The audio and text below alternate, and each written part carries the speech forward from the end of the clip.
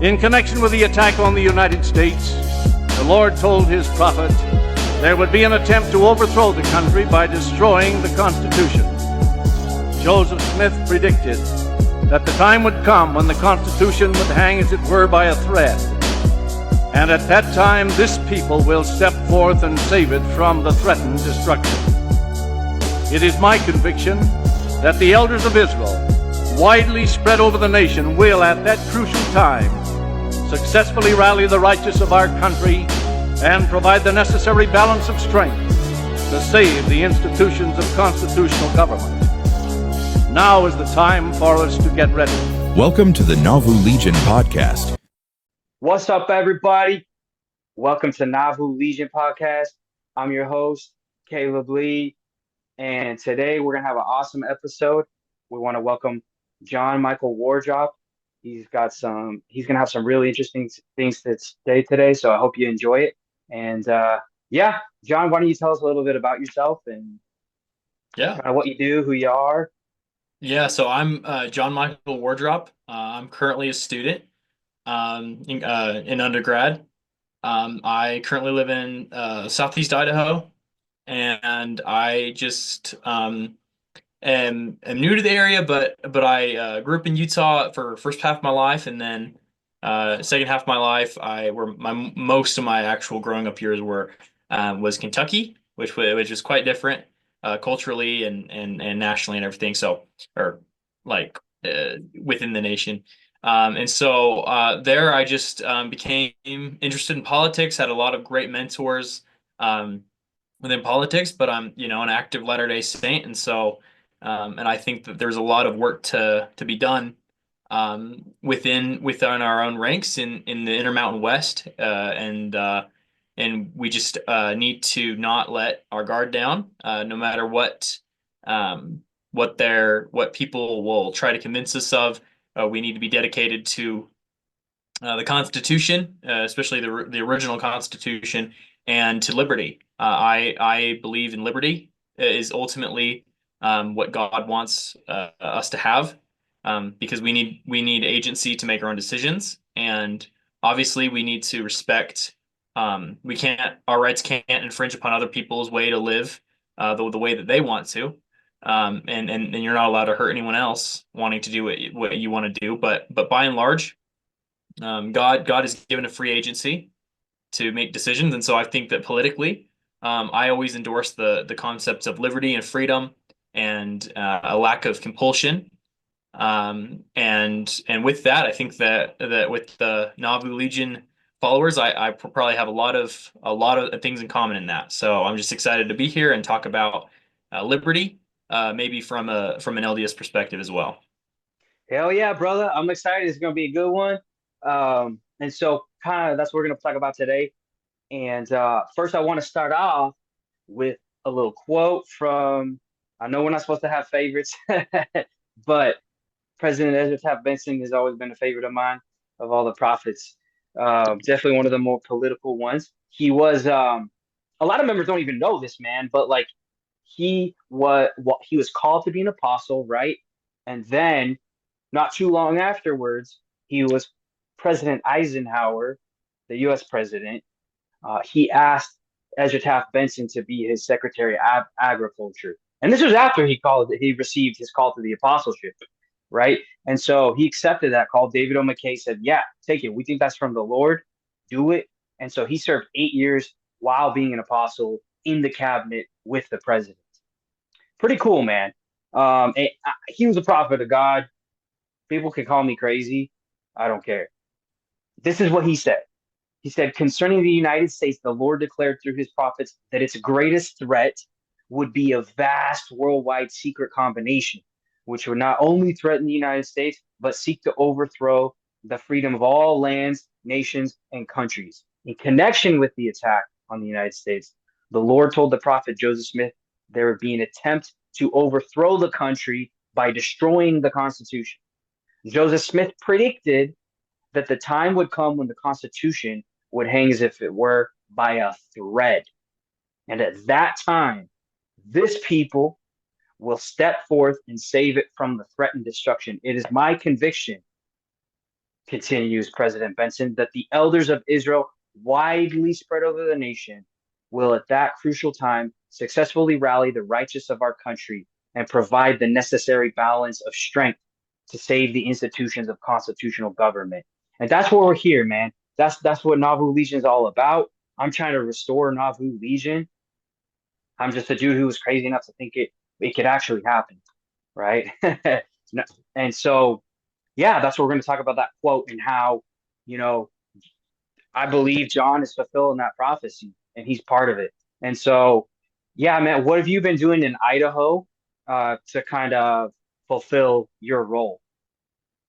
Yeah, so I came up here just for to be a student, and I through some various sources that I had, have realized that the legislation in Idaho, some really good legislation in the Idaho State House and Senate, has not been has been blocked or voted poorly on, according to the principles of liberty, um, by those in Southeast Idaho who have a reputation from the other side of Idaho, the non-LDS side of Idaho, to be less conservative, and that was concerning to me because I was almost embarrassed. I was like, what the heck? Like, where there's so many um, good members of the church, probably Nauvoo Legion followers type people, and my, amazing parents as well,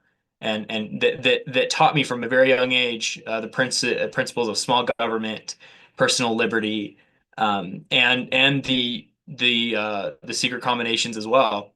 And so about how they would play they're playing a role in modern day politics. And so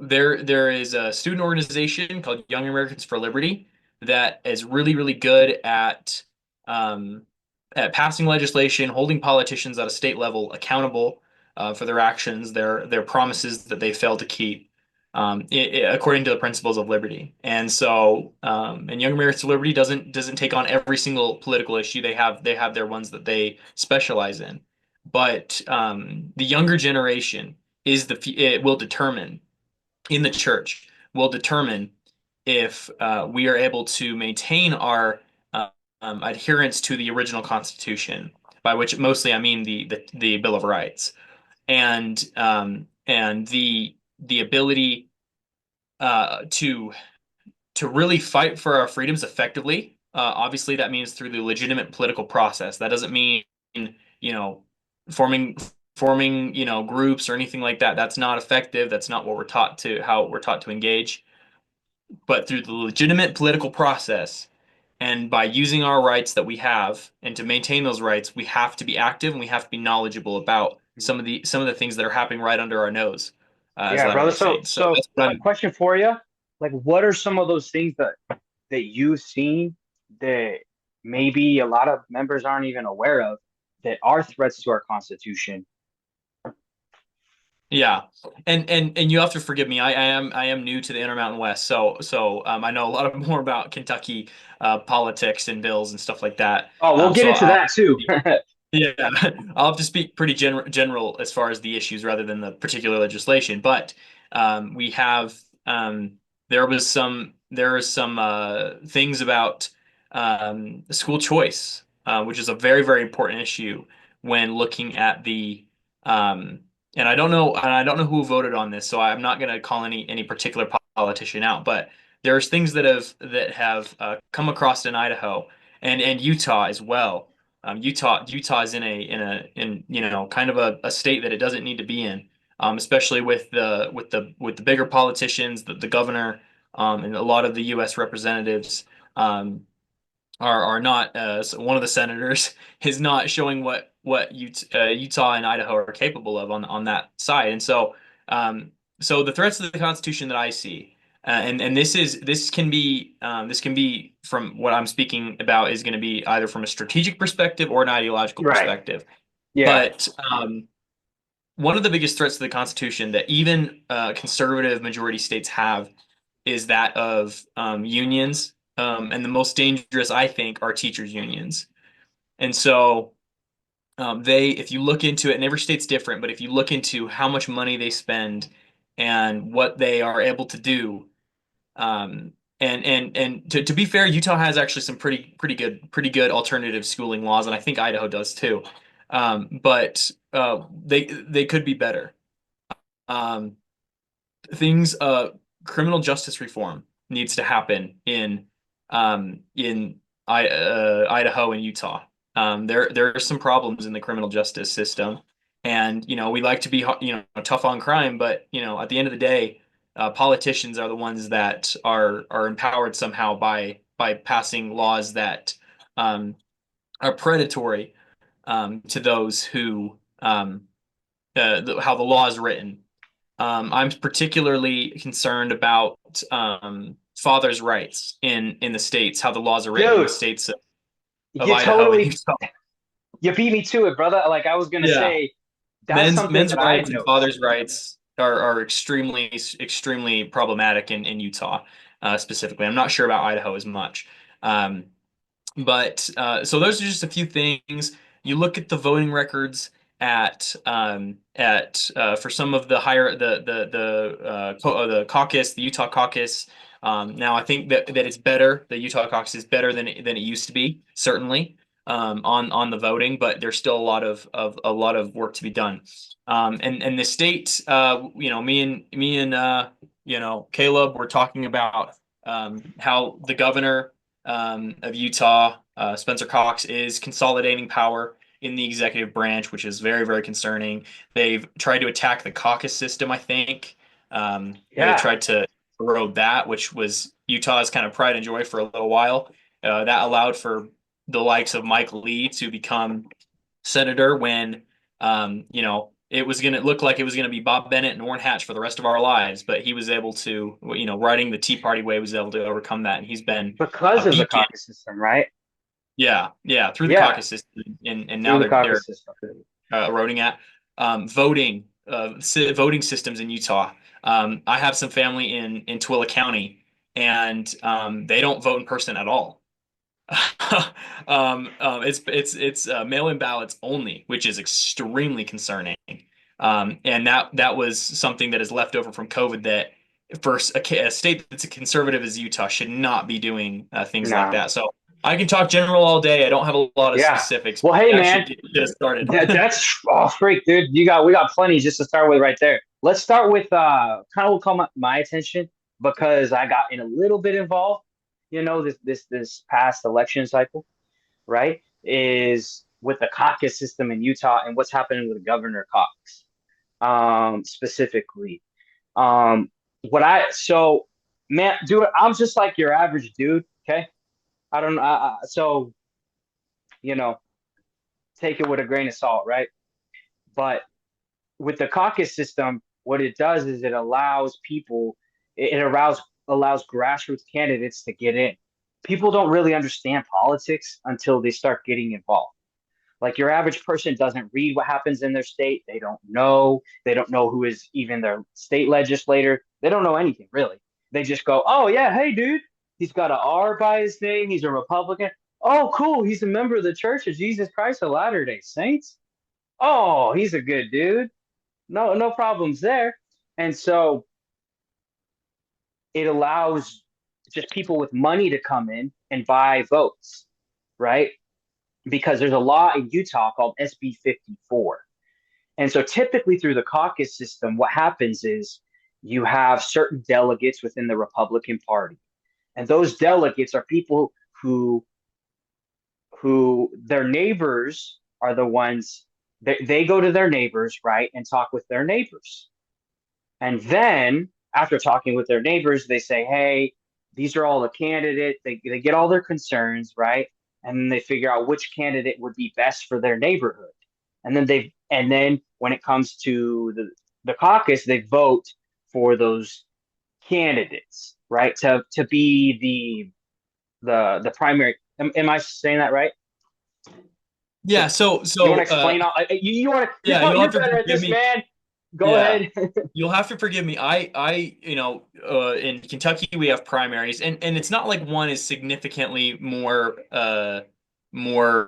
accessible as far as votes. Both can work, and political strategies are going to emerge to fit whether your state has a caucus or a primary system.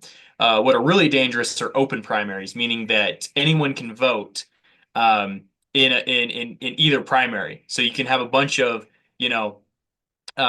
let's say if you had open primaries in Utah, all the Democrats could vote for, the liberal Republican candidate in the primary, Right. get him or some, crazy, guy who's crazy who they think they can beat, and kind of play it that way. It's very, very dangerous. Some states that have open primaries are very hard to have a consistent conservative base in.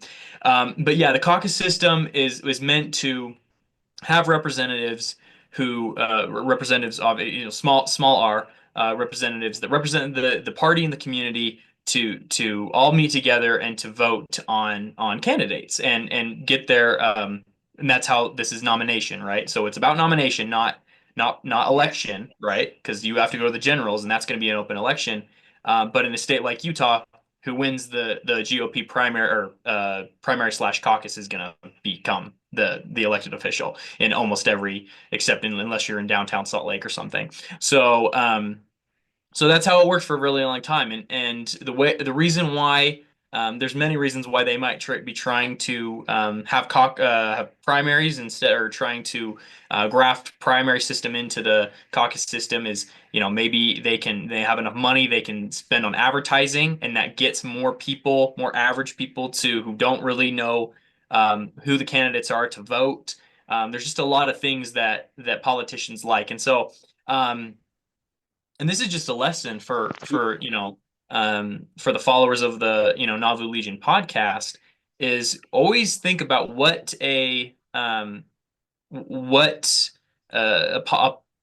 when something is brought forth to seem more populist or democratic in nature, sit back, do your research, and ask yourself what is the current politicians tend to gain from this? How does it make their lives easier if we do this thing? And most of the time you'll find a very clear answer to that question, that they have a vested interest in this various thing happening. That's just a good political life lesson. Yeah, and I can expound with an example from Utah. So I worked on the Trent Stagg's campaign for Senate. Mhm. I went out and talked to some people from one of the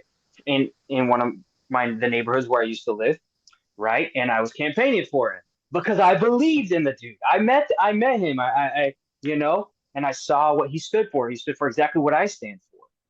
But because John Curtis had millions of dollars in the TV behind him, people just saw him, and he was able to just come in and just win it all, right? Mhm. And so the purpose of the caucus system is you want to get it so that the representatives who represent just like their neighbors are able to vet better because they're actually being involved, versus your daily person, dude, they don't know what's going on. And so Right. that's kind of the intention behind the caucus system, and why, in my opinion, it's so needed is because it's what can allow somebody like Trent Staggs to potentially go, just your average dude, your average guy, right? Mhm.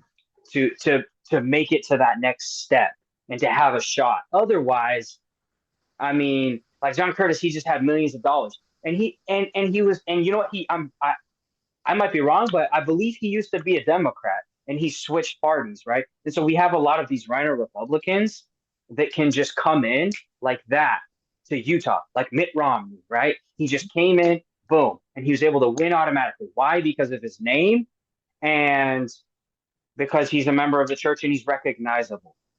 Yeah. When in reality, the things that he stands for are not the values that Utahns truly want. Right. And so that's kind of the intention, in my opinion, of the caucus system. Yeah, and so and up here in Idaho, I believe we have primaries.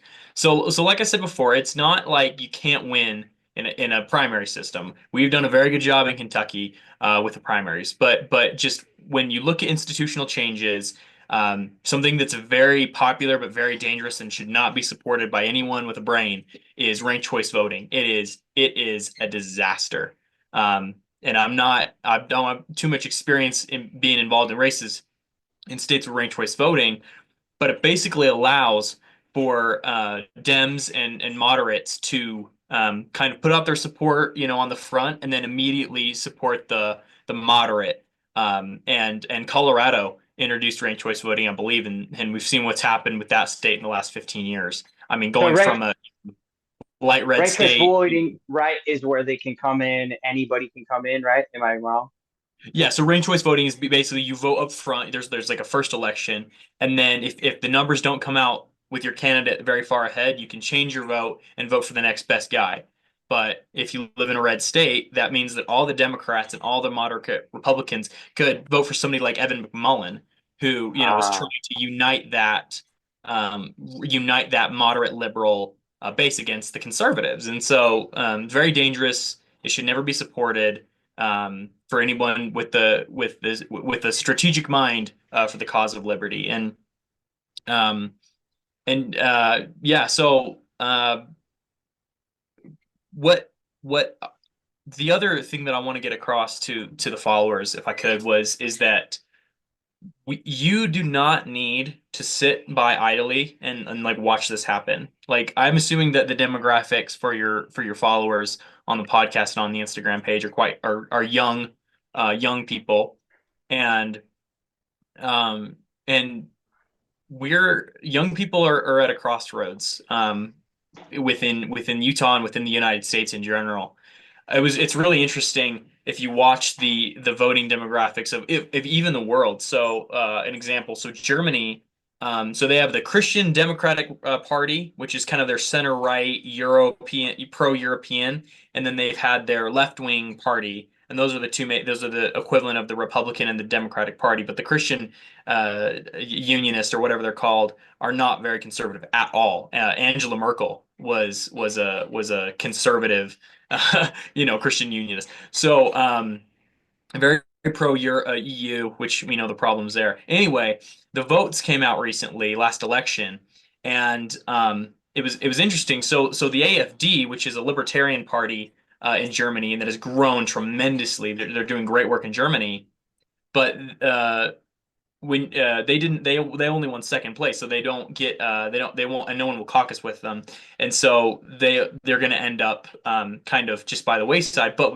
when you break it down by age, the boomers and the Germans and the generation below them are the main bulk of both major parties. The Zoomers, Gen Z, either went to the left party, which is basically a communist party, and the AfD. So young people are more polarized, going far left or far right, or libertarian right, than the people in the middle. So we're definitely at a crossroads. Is that when we grow up, right? We can't take the old the old issues, potentially, like all the same issues won't be relevant, won't be on the political table, Right. and we need to be ready and prepared and be upstanding, educated people, just like the church teaches. We need to be educated, whether that's through formal education or not, to have tools to not only build God's kingdom, but also to protect our culture and our way of life and the precepts of liberty. And we do Stand that by for getting freedom. involved. Yeah, and we do that by getting involved, not just to go to a rally or have the fun. Right, rallies are fun. That's your reward, right? But really doing the real work. That means collecting signatures. That means knocking doors. It's real work, and I don't particularly enjoy any of it. But ever since I was a kid, I knew for myself. I was like, okay, well, this has to be done. Like, either you want to win or you don't, and this is how we win. And so I encourage all the followers to get involved with good campaigns, try to recruit good candidates for primary elections, to primary the incumbents in the state house who, maybe they're moderate on abortion, or they're maybe moderate on, school choice, or these issues that we know will affect us. And Utah is not a bad state. I want to make that very clear. Like, Utah is is not has some really good laws on a lot of topics, but it could be way better. The Church of Jesus Christ of Latter-day Saint members, places where they are a majority, so Utah, Southeast Idaho, and a little bit more of the West. Those constituencies politically can be a beacon of liberty and light and constitutionalism, that can be the envy of every other state. If we make the decision now to not take people at their word and to look and to investigate their Absolutely. voting, To be involved, to actually do our part, right? And that goes exactly back to the quote that we were talking about, right? About that President Benson gave back in the 60s. This is really what got me started on all this, man.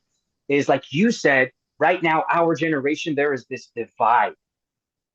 And I think a lot of times we use these words like, oh, it's left versus right. Oh, it's men versus women, black versus white. It's all these different things, right?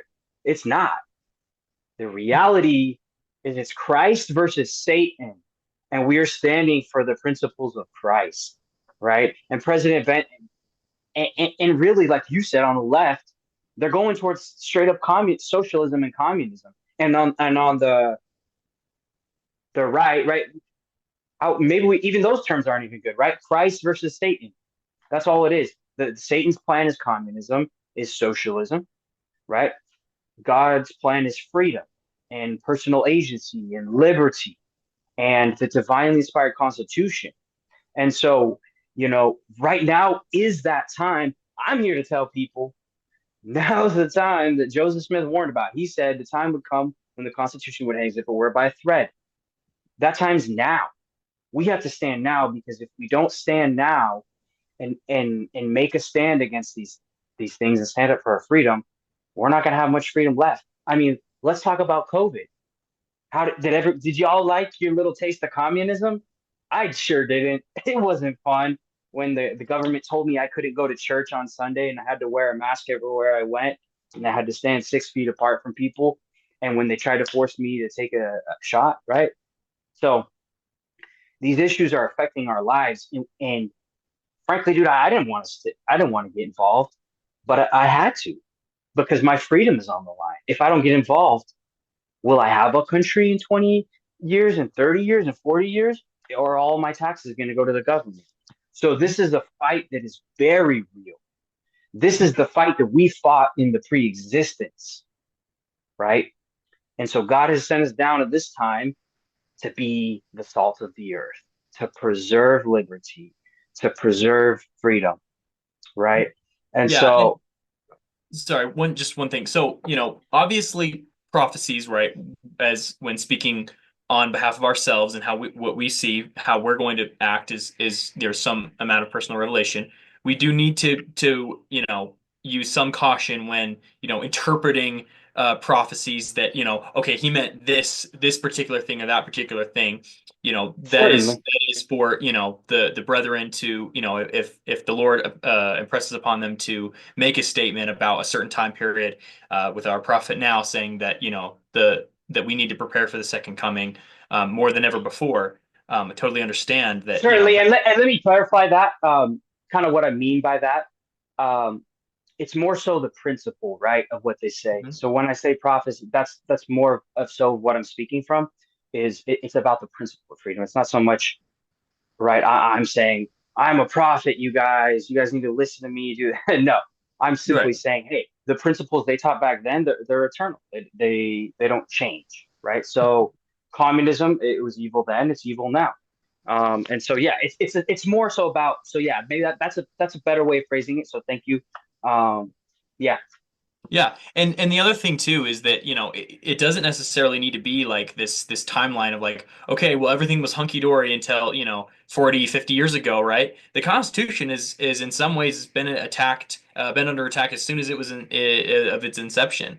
If you're a really big U.S. history nerd, that the government, things like, the central bank or these really early issues were or what the, future tyranny was built upon. And the political landscape looks different. And so some things we just have to accept of the reality of okay, this is how the course of history went. And we could speculate all day of what would have happened had this not been part of the Constitution or this amendment or whatever. But I just want to read something that President Oaks said. We don't need to look very far back in church history to really get good quotes about the Constitution. This is from 2021. President Dallin H. Oaks says, "Without the Bill of Rights, America could not have served as the host nation for the restoration of the gospel, which began 3 decades later. There was divine inspiration in the original provision that there should be no religious test for public office, but the addition of the religious freedom and anti-establishment guarantees in the First Amendment was vital. We also see divine inspiration in the First Amendment's freedom of speech and press, in the personal protections and other amendments, such as for criminal prosecutions." The government, the U.S. government especially, and the government of Missouri, but those two mostly, I think maybe even Ohio, have attacked our church. And Missouri, governor of Missouri in the 70s made amends with the church by rescinding the extermination order. But the government, U.S. government, has at times has threatened to go to war with our people. The Utah War, or the threatening and a lot of those things that the brethren decided that it was in the best interest of the church, at least the way that I read history, to comply with those things. But I just wanted to highlight that what President Oaks is specifying is part of the divine part of the Constitution, namely religious freedom, and I love how he refers to the United States as a host nation, because we know that the Restoration isn't an American thing or a Utah thing. The Restoration is a global thing for all of God's children. But in order to get the start that it needed, despite the fact that it was a rough start indeed, that those protections had to be in it, and it gave some semblance of protection and a pathway forward. Such as he says, protections, the other amendments, such as criminal prosecutions. This goes back to what I was talking about earlier with the criminal justice system in a lot of these conservative states. Unfortunately, we need to review that. And so what I read in here is that some of the Constitution, namely the Bill of Rights, like President Oaks talks about, is the most important part of the Constitution as far as the prophecies regarding the Constitution are concerned. Whether senators are popularly elected or not, or whether the voting age is mandated to be 18 in every single state, whether the government can tax your income, federal tax your income, all of which, what I've just mentioned, are amendments in the Constitution, later amendments in the Constitution. I'm not so sure that Joseph, the prophet Joseph, or whoever was referring to that, considering that those amendments were passed after his speech. And I don't know about President Benson and what part of the Constitution he was referring to, but there are things in the Constitution that are, in my opinion, incompatible with concepts of liberty. Mostly taxing of incomes. Should never be tolerated by a free people. That it was a massive attack on federalism, the system that our founders set up. That the states are going to be more accountable to their people, and so those are the ones. If they can tax incomes, it should be on the state level, because there's going to be more readily accessible accountability there. And we've seen what's happened with the passage of those amendments. So. We just need to be we need to read the Constitution, get very familiar with the Constitution to know what to really prioritize. And the Constitution is not a perfect document, because it was added to by men for their political purposes, and they had super majorities in the legislature, and they passed really ambitious, for themselves, very ambitious amendments. And much of the Constitution is the law of the land. We are to keep the laws of the land and the Constitution.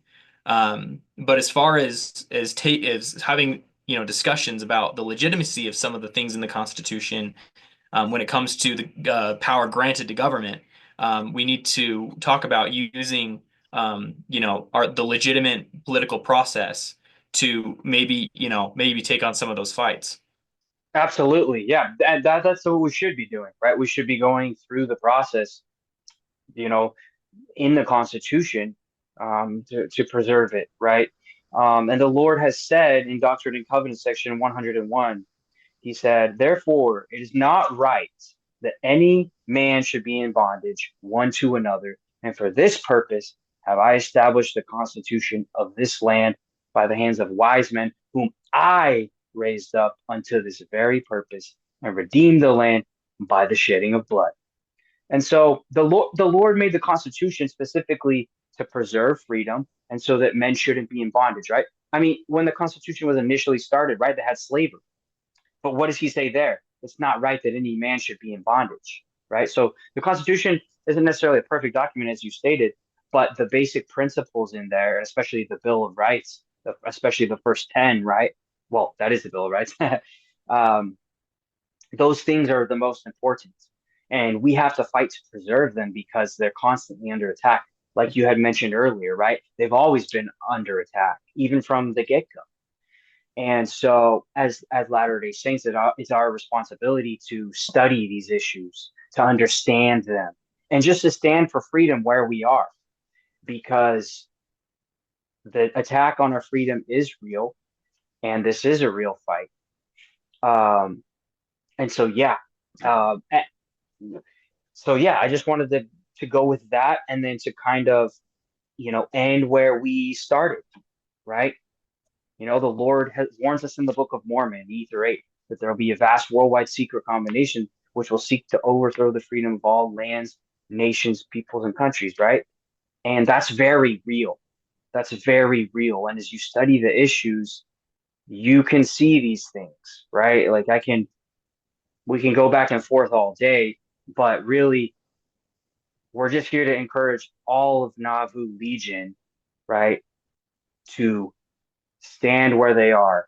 Man, you guys start reading the Constitution, study it, study the founding fathers, and all of these things. And I promise that the Lord will show you how you can make a difference in standing just where you are.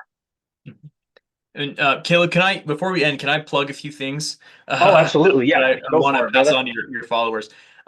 Yeah. So in my wanderings, political journey, I've come across some really good mentors and sources, and so I want to shout out a few things that I think are going to be Oh, yeah.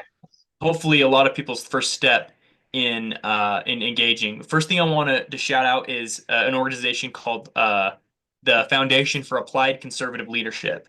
They are an organization that is designed to train liberty-minded people, and you need to be liberty, right? You can't be oh I love well, you can talk to them on your own time about issues. Make sure that they will train you.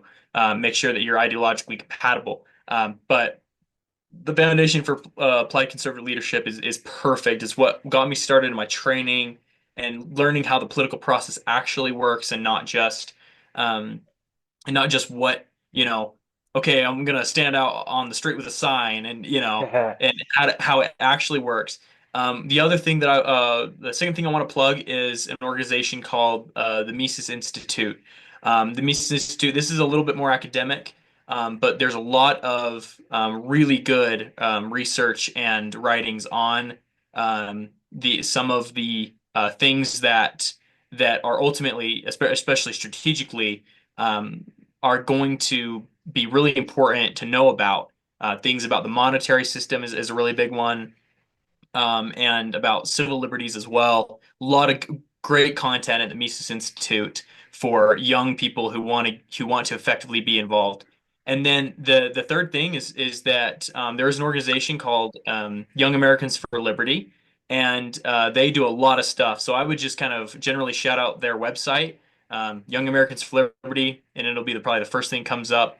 And it's all about empowering young people to be involved in the political process, and how to really, if you're in a place where you can, volunteer or whatever, to really hit the rubber on the road as far as getting involved in real liberty fights and liberty activism. So those are my three Yeah. things I'll shout out. Okay. I think that it's like drinking from a fire hose. All three of those organizations, there's just way too much than what you could possibly take in, but getting connected with those organizations, getting to, contacting them, seeing what they're all about, is how I got my start. So Yeah. Yeah, absolutely. Thank you. Those are, I can second that, man. I've heard of those organizations, and I'm a big fan. There was one thing I also wanted to ask you about. Um, dude, I'm like a diehard Thomas Massey fan. Like that dude is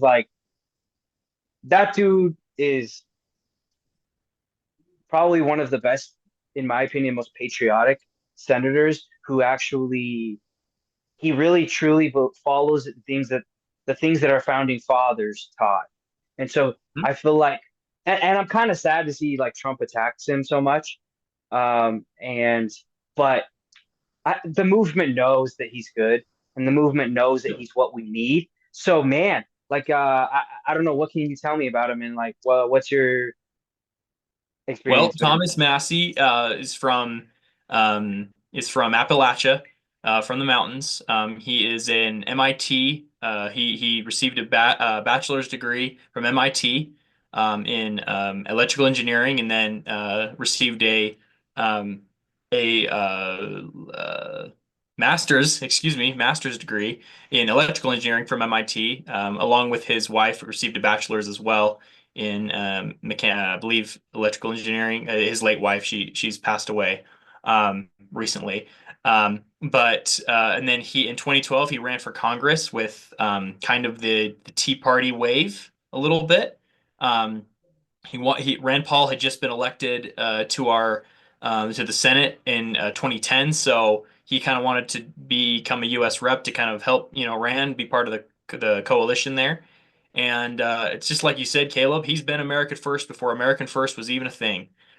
He voted against John Boehner, which, I mean, at the time it was completely unheard of for a party member of the caucus to vote against their own guy for Speaker of the House. It's because John Boehner was a liar, and recently with Trump attacking him for Thomas standing up for the fact that they told him to wait to not cut anything because of certain reasons, and then Doge finds all this fraud and abuse, and but then they continue to fund all of that until September, and at which point they're supposedly going to start cutting things then. I don't know why they need to wait another half a year, but apparently they do. I obviously say sarcastically. And the best thing that I can say about Thomas with Thomas Massey is just what Thomas said himself. Was He said it was during the Canada trade war was really hot, and he Trucking was or yeah, okay, yeah. yeah. And he said, well, this week the president's attacked Canada, and he's attacked me. And the difference is that Canada will ultimately cave, right? And so Thomas Massey is I don't like to say positive things about politicians, but he's an exception. He is a very, very high integrity individual, amazing man, literally a genius, analytical, and he is completely unyielding when it comes to the concepts of liberty. And I've Yeah. worked for him in an official capacity, and I couldn't be honored to work for anyone else. And if you're interested in learning more about Thomas Massey and his personal kind of life, there's a documentary online called "Off the Grid" with Thomas Massey. He lives off grid in a house that he built from the materials on his property. He can, he still invents things, Yeah.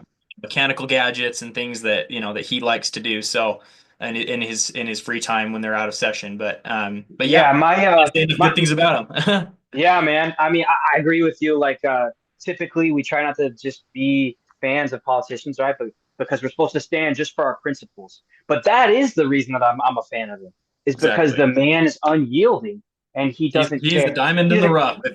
Yeah, If there was he's ever a the real diamond in deal. any rough, he'd be the one. So Yeah, yeah. And my favorite story, one of my favorite stories is during COVID, he they weren't going to call the like you're supposed to, according to the Constitution, they were supposed to call some.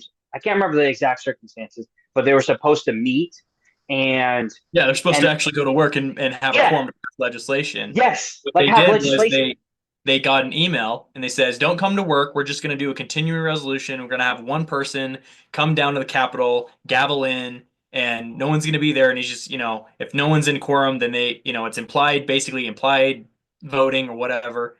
And they can just pass a $2 trillion bill and waste without any, because, it's so fair and, fair and everything. And what's funny is Thomas was telling a story. He said, that Congress has a massive vault in a mountain in West Virginia that it is supposed to meet in case of a nuclear war or some other major disaster, attack on DC or something. There's that safe hold that they can still meet and govern the country. But yet, it was too serious to go to work. So he got in his car. He couldn't get on a plane, and drove all the way to DC through the night to be there. And because he was there, the rules of the House are that if he calls a quorum, they have to go. It's not constitutional for them to pass anything if he's there calling quorum, member of the chamber. And so and that gets kind of into House rules. But they said he was the most hated man in DC. Yeah. He was correct that day, because they were like, oh, we don't actually want to come to work. We're too good for that. And Yeah. even though the truckers are still working and the grocery store workers, it's too dangerous for the Congress. politicians. Yeah. Yeah. Yeah. So I thought Thomas that was, Massey obviously is not your typical politician. So, I could tell you story after story after story, both personal and stories I've heard about his experiences. But yeah, I mean, just a true liberty warrior, a true fighter, and I feel honored to have worked with him and for him. And obviously not currently, under employment with him, but we have a wonderful relationship, and it's going to be exciting to see what the future has for him. And yeah, he's just I can't say enough good things about him. yeah. Yeah. Absolutely. No, I love that story because like right, that was during COVID, right? When there's all these special rules or I guess, right, when nobody was meeting, but the man was just unyielding, even when his own party hated him. He said, no, this is what the Constitution says. This is what we're supposed to do. And so he did it. And so that's how unyielding we should be with our principles and in our stand for freedom. So yeah, I just want to encourage all of the Nauvoo Legion in those things. And so we can identify, right? Talk about Thomas Massey, so we can identify who are the real true patriots. And Yeah. you want to shout out those organizations again before we end here? Yeah, so it's the Foundation for Applied Conservative Leadership, or FACL, and then it's going to be the Mises Institute and Young Americans for Liberty. And then if you want to get a little bit more into Thomas Massey, YouTube documentary called Off the Grid. It's very professionally done, very well done. Off the Grid with Thomas Massey. Okay. All right. Thanks, John. I appreciate your time. It's been great. I learned some good things from you. And so thank you everybody who listened. Till next time, Nauvoo Legion.